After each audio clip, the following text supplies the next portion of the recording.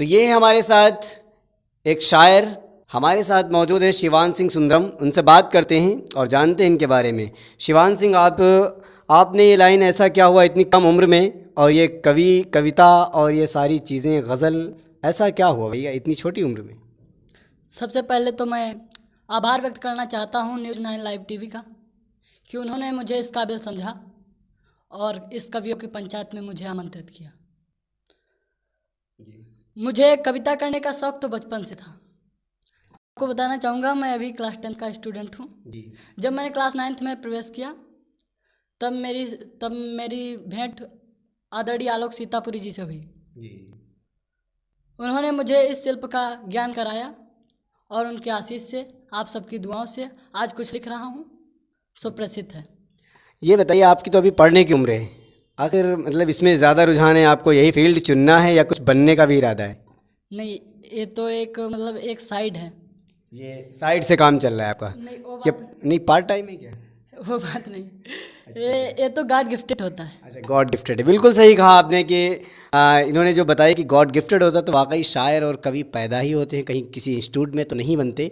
बहुत अच्छी चीज़ बताई। आगे आज बताइए कि हमारे दर्शकों को आप क्या इस नौजवानी की चढ़ता हुआ सूरज है या चढ़ती हुई उम्र में आप आज क्या देना चाहेंगे? वैसे तो मैं व्यंग लिखता हूँ, लेकिन आपकी इच्छा तो सुने।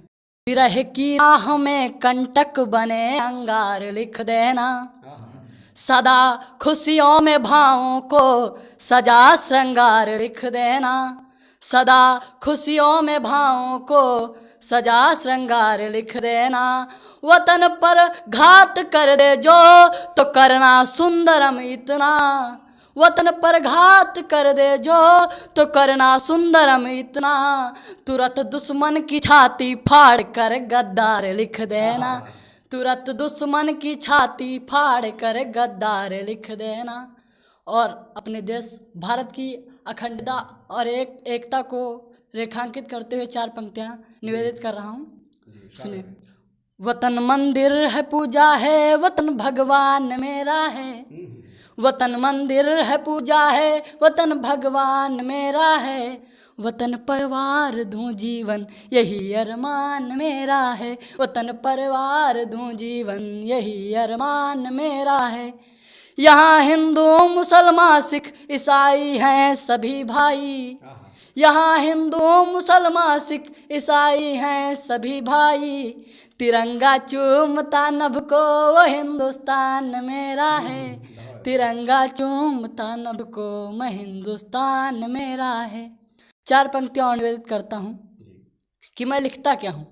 जो कांटों में बनाते राह ऐसे राहगीरों की, करे नित वंदनाए लेखनी उन क्रांतिवीरों की, करे नित वंदनाए लेखनी उन क्रांतिवीरों की, करेंगे रक्त रंजित निज धरा को वक्त आने पर, करेंगे रक्त रंजित निज धरा को वक्त आने पर, तो फिर जयकार होगी क्यों नहीं उन सूरवीरों की, तो फिर जयकार होगी क्यों नहीं उन सूरवीरों की, तो फिर जयकार होगी क्यों नहीं उन सूरवीरों की। अब मैं एक व्यंग निवेदित करता हूँ जिसका शीर्षक है मंत्री जी। मैंने कहा मंत्री दादाजी आप जनता के साथ अन्याय क्यों करते हो, मैंने कहा मंत्री दादाजी आप जनता के साथ अन्याय क्यों करते हो और इनसे नहीं डरते हो ना सही, क्या तुम उस दीनबंधु ईश्वर से भी नहीं डरते हो, और इनसे नहीं डरते हो ना सही, क्या तुम उस दीनबंधु ईश्वर से भी नहीं डरते हो। हर बार तुम जनता को फुसलाकर अपनी फूट वाली राजनीति अपना लेते हो, हर बार तुम जनता को फुसलाकर अपनी कूट वाली राजनीति अपना लेते हो, लेकिन इलेक्शन जीतने के बाद जनता को ठेंगा दिखा देते हो। दादाजी बोले तू अभी नन्हा है, दादाजी बोले तू अभी नन्हा है, छोटा है, किंतु यह मत भूल मैं तेरा दादा हूँ, तू मेरा पोता है। किंतु यह मत भूल मैं तेरा दादा हूँ, तू मेरा पोता है। और बेटा तुझे क्या मालूम इलेक्शन जीतने के लिए क्या क्या खेल खेलने पड़ते हैं। यहाँ से संसद भवन तक कितने पापड़ बेलने पड़ते हैं, यहाँ से संसद भवन तक कितने पापड़ बेलने पड़ते हैं।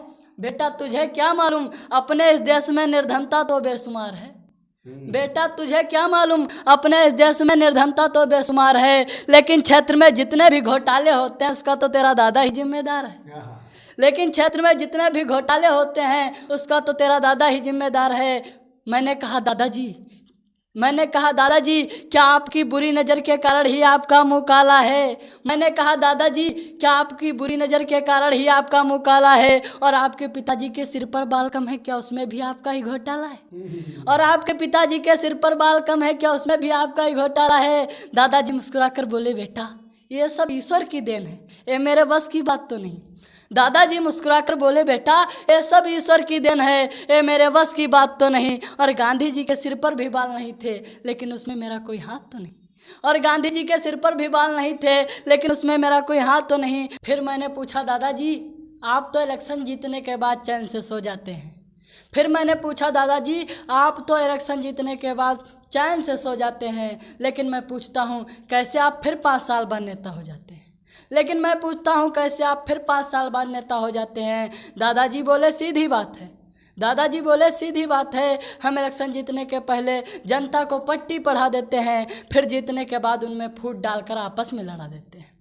फिर जीतने के बाद उनमें फूट डालकर आपस में लड़ा देते हैं। मैंने कहा दादाजी आपको षड्यंत्र तो अच्छी तरह आता है। मैंने कहा दादाजी आपको षड्यंत्र तो अच्छी तरह आता है, लेकिन आपकी हालत गली के उस भिखारी जैसी है जो भीख लेने के बाद दोबारा भीख लेने ही आता है। लेकिन आपकी हालत गली के उस भिखारी जैसी है जो भीख लेने के बाद दोबारा भीख लेने ही आता है। दादाजी कभी इस भोली भाली जनता के बारे में सोचा है जो आपको इतने ऊंचे पद पे बिठाती है। मैंने कहा दादाजी क्या कभी इस भोली भाली जनता के बारे में सोचा है जो आपको इतने ऊंचे पद पे बिठाती है। और आप तो रामायण के ज्ञानी हैं, राजा कैसा होना चाहिए वो भी तो यही सिखाती है। और आप तो रामायण के ज्ञानी हैं, राजा कैसा होना चाहिए वो भी तो यही सिखाती है। जनता आपको विकास करोगे यह सोचकर क्षेत्र की चाबी आपके हाथ देती है। जनता आपको विकास करोगे यह सोचकर क्षेत्र की चाबी आपके हाथ देती है, तभी तो वह इलेक्शन के समय बहुमत के साथ आपका पूरा साथ देती है।